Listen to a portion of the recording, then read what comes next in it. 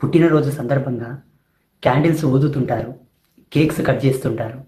అలా చేయకండి. క్యాండిల్స్ ఊదడం అనేది చాలా దోషం.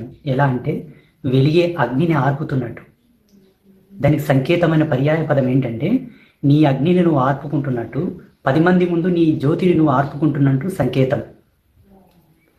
కేక్ కట్ చేస్తున్నాము, ఎన్నో పదార్థాలతో నిర్మితమైన కేక్ని కట్ చేయడం అంటే ఏంటంటే నీ దేహంలో కూడా ఎన్నో పదార్థాలతో నిర్మితమైన దేహాన్ని కట్ చేసి నీ శరీరాన్ని నువ్వు కట్ చేసుకొని తిన్నట్టు, అలాగే నీ శరీరాన్ని కట్ చేసి 10 మందికి తినిపించినట్టు.